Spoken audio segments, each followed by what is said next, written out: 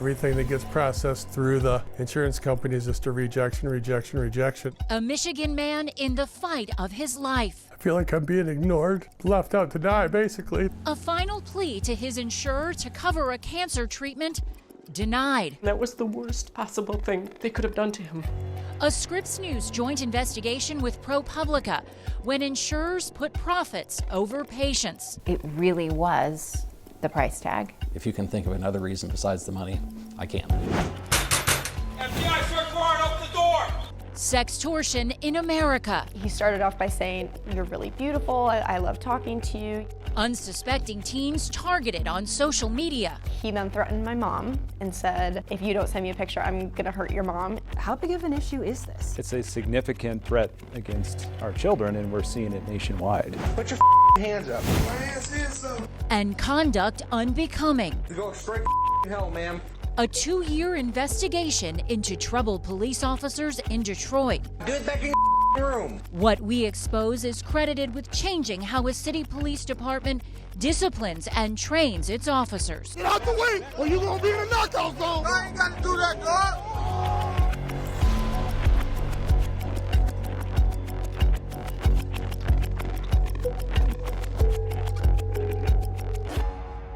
I'm Katie Beck in Washington. Welcome to Scripps News Investigates. Imagine you or someone you love needs an expensive life-extending treatment, and you're told your insurance won't cover it. That's the nightmare reality many Americans are forced to face every day in this country. Our Scripps News investigative team partnered with ProPublica to pull back the curtain on the inner workings of one insurance company that insiders told us had put profits over patients, denying hope to a man in desperate need. There's always that reminder of him, like, being there. At the Van Patten family home outside Grand Rapids, Michigan. Was he really 6'8"? Yeah. 6'8". Yeah. Memories of Forrest, their larger-than-life father and husband, are still raw 4 years after he passed away. Just the unfairness of it, I guess. It felt like it just got ripped right from us so quickly, so young. After a long battle with an aggressive form of lymphoma, Betty lost her husband of 26 years. He was just 50 years old. When he walked in a room, you knew it. He was just the light. He was my one, and that's it. That light went out, she told us, just days after their insurance company denied coverage of a clinically proven treatment, a treatment that doctors believed was his last chance to extend his life. They took all this hope away. There was always tomorrow. And when they denied it, that was the worst possible thing they could have done to him. The emotional roller coasters. In this heartbreaking interview with our Scripps News Grand Rapids station, just days before he died, Forrest Van Patten said he felt like his insurance company was casting him aside. I feel like I'm being ignored, left out to die, basically. That's the problem. His medical team had just made one final plea to try and get his insurer to overturn its decision. But Forrest said he had become accustomed to the same response. Everything that gets processed through the insurance companies is just a rejection. We need to push because there's nothing else. Forrest never received that approval, and he died not knowing his home state of Michigan had long required health insurers cover clinically proven cancer drugs. Plain and simple. They found a loophole. So in their minds, they didn't have to cover it. What happened to Forrest Van Patten is not unique. Our partner ProPublica turned up dozens of cases around the country where health insurers have refused to pay for procedures ranging from emergency surgeries to routine newborn care, all in violation of state laws. Why insurance companies make these decisions is often shrouded in secrecy. So we decided to dig into Forrest Van Patten's case. ProPublica had unearthed troubling new details about why his insurance company, Priority Health, had abandoned him in his most critical hour. I was the Associate Chief Medical Officer at Priority Health.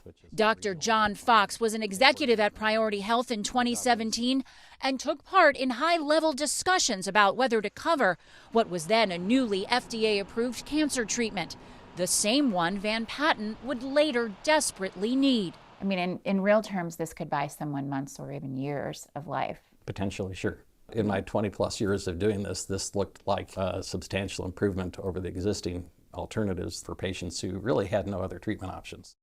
The treatment is known as CAR T-cell therapy. It involves collecting a cancer patient's own immune cells, genetically modifying them, and then putting them back into the body to fight the disease.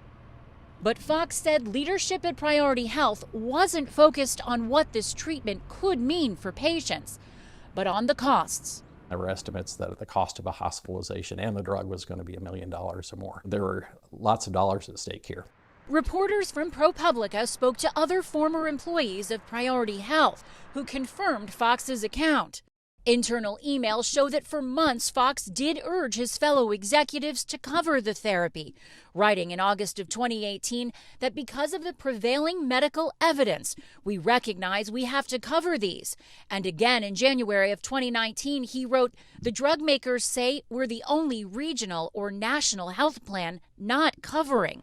Fox told executives here at Priority Health that the therapy could be a game changer for patients.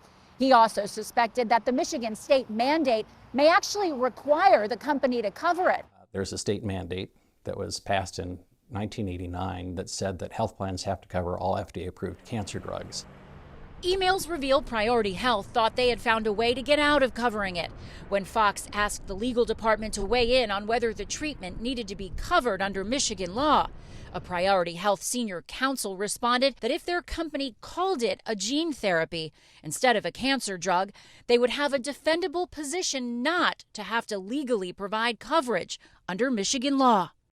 Our position as a health plan was that this wasn't a drug. The FDA had denoted it as a gene and cellular therapy, and therefore we weren't required under the state mandate to cover these CAR T therapies. Those very words would later haunt Forrest Van Patten's family. In February of 2020, when he received his denial letter from Priority Health, it said, "Gene therapy intended to restore defective or insufficient structural or functional proteins is not a covered service. We are not able to approve this request." It really was the price tag, really was the money. Is there any other reason? I think the scientific evidence supported it. If you can think of another reason besides the money, I can't. Fox left Priority Health in 2019 frustrated, he said, by its ongoing refusal to cover CAR T therapy and by putting profits over patients. The company provided this statement to Scripps News and ProPublica, explaining its decision not to cover the therapy, writing, "When the FDA first approved CAR T-cell therapy, there was a lack of consensus in the medical community regarding the treatment. Major life-threatening complications and side effects were common, with a high rate of relapse. But Fox told us the safety and efficacy of this treatment wasn't the key factor in the decision." The reality is we weren't having those discussions. We were having discussions about what the cost of these treatments were. It was FDA approved. It was for cancer therapy. It was in the National Comprehensive Cancer Network guidelines, which means that there was uniform consensus that this was an appropriate treatment. The decision not to cover violated all those principles. State insurance regulators across the country have authority to investigate cases like Forrest Van Patten's, where insurance companies appear to violate state law. But it seldom happens. In Michigan, where coverage of cancer treatments has been mandated for 34 years, not once has an insurance company been cited for violating the law. Yeah, these are more recent pictures. For Betty Van Patten and her children, Madison and Donovan, their hope in telling this story is to alert other families about state laws designed to protect them so they can try to fight back before it's too late. We're just a small family of 4 in a little bitty village, but it's happening across the country, and nobody should go through this. Priority Health tells us it now covers the cancer treatment that Forrest so desperately needed. Betty just wishes that decision had come much sooner. We joked about we were going to sit on the rocking chairs and we're just going to sit there and be grumpy old people on the front porch together. And I don't have that. My kids didn't have their dad at their wedding. My daughter didn't get her dance with her daddy. I lost so much. About 2 months after our first report on Forrest Van Patten aired, state regulators in Michigan sent an official bulletin to insurers saying that genetic therapies to treat cancer must be covered. It came too late for the Van Patten family, but Forrest's wife Betty told us knowing Michigan was finally taking action moved her to tears.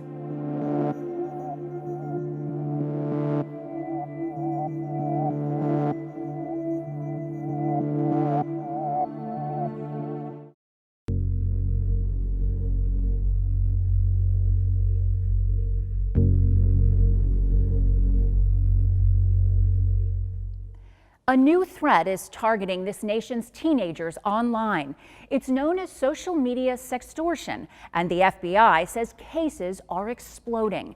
Predators coerce teens to share compromising photos and then threaten to expose them unless they send more pictures and, in some cases, money.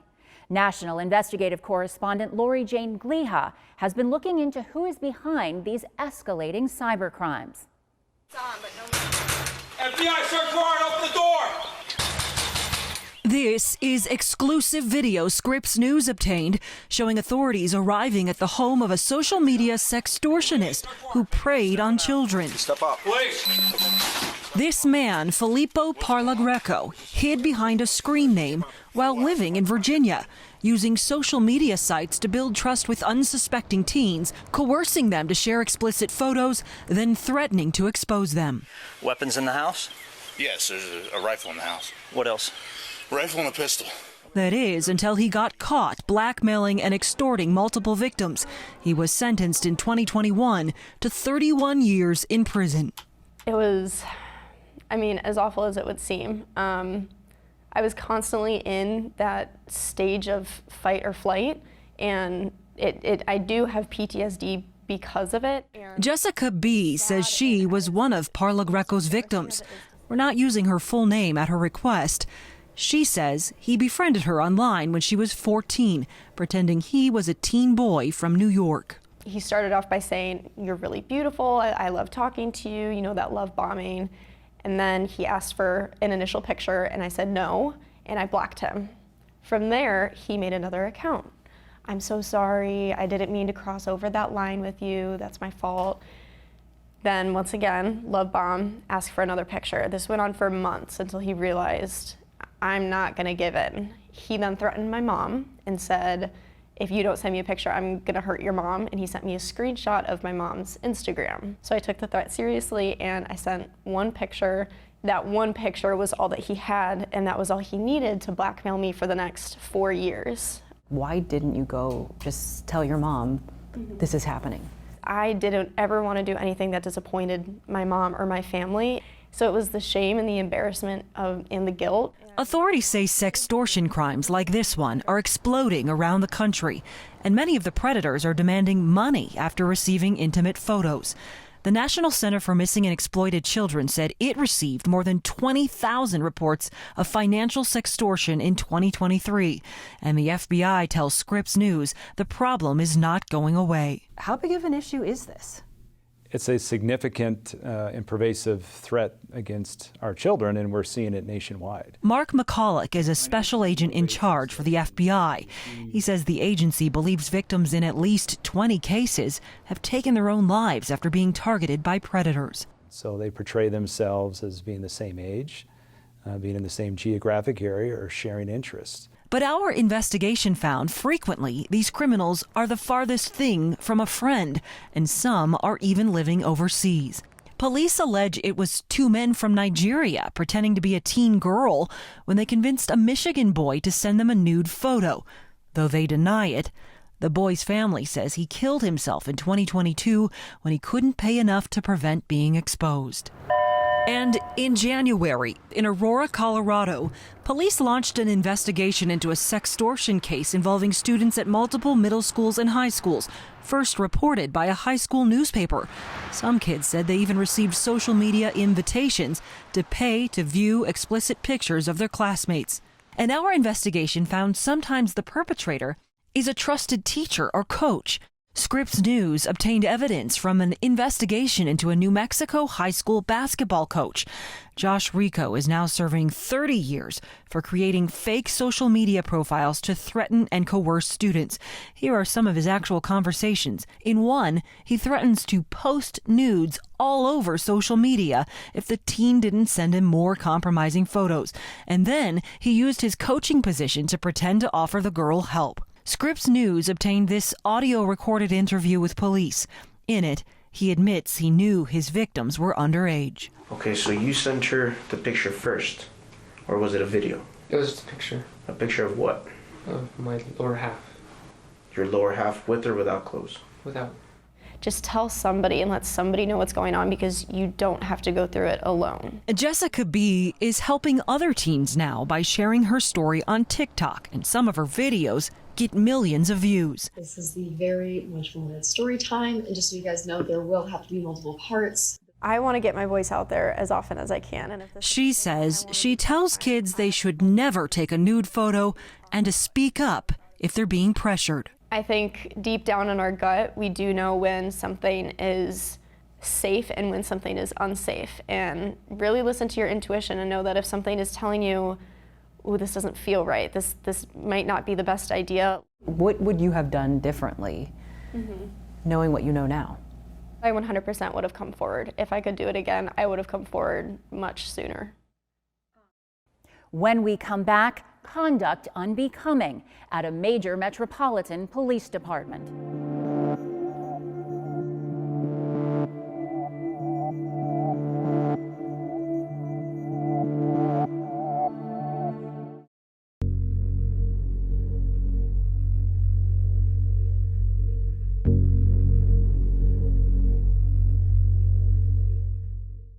For the past 2 years, our investigative team in Detroit has been exposing dozens of cases of misconduct in that city's police department. The groundbreaking reporting led to important changes in how Detroit trains and disciplines its officers. Here's reporter Ross Jones. Last summer, on the night of June 19th, 2 Detroit, Michigan police officers responded to a 911 call. Detroit 911, service of emergency. Some people that's at my house, and I asked them to leave, and they act like they not leaving. There was no mention of a weapon or imminent danger, so the call was listed as a priority 3.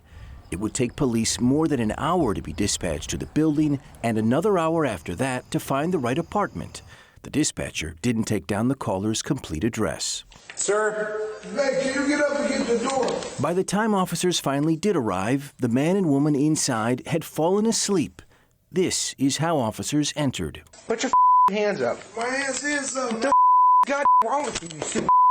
What's wrong with you, man? Y'all came and woke me up about to sleep, and then y'all kicked the door open. The woman who'd called 911 was woken up too, and quickly she tells an officer that she suffers from mental illness. You called? Yes, I called. I have mental. I got problems. I've been called y'all. Ma'am, go back in your room. Go back in your room. When it's time to come, it's time to come, okay? There's other crimes happening in Detroit. Give an apartment on the next time. Get back in your rooms. The male officer's temper flares throughout the 5-minute interaction, but once he establishes that the unwanted guests are no longer in the apartment, he prepares to leave. Hey, I got an idea. Leave me alone. Don't let people inside the house that you don't want inside the house. Bottom limit. Okay. Come on, partner, let's go. Yeah, but I'm funny. Partner, let's go. But not before making things worse. You know what? Both of you two need Jesus or some. What you need? If I knock on the God, what I need is to go straight to hell, ma'am. When I knock on the door, you answer the door. You too. I didn't know it was her Dumb. Maybe answer the door. Dumb. Oh, yeah. That's why you're getting your beat every night, you dumb.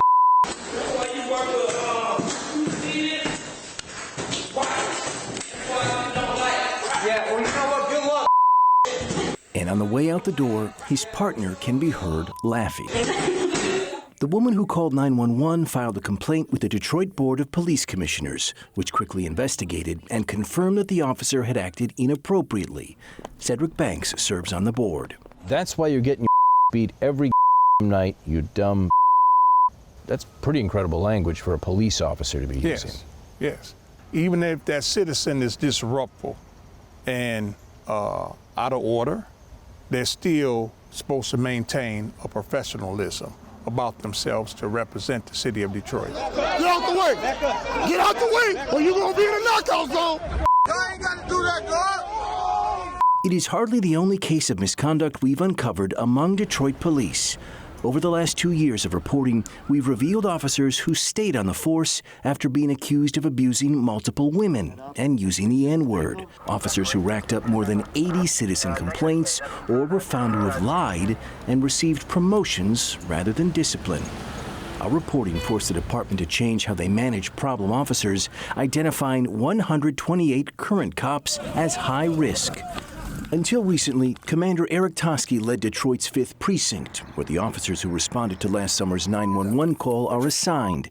He made no excuses for the behavior captured on video. It's inexcusable. There is a level of expectation that we have with our officers that just wasn't met. Do it back in your rooms. If citizens have negative interactions with law enforcement, they need to file a complaint. To see more of these reports from our investigative team in Detroit, you can scan the QR code on your screen. I'm Katie Beck. Thank you for joining us. We'll see you next week for another edition of Scripps News Investigates.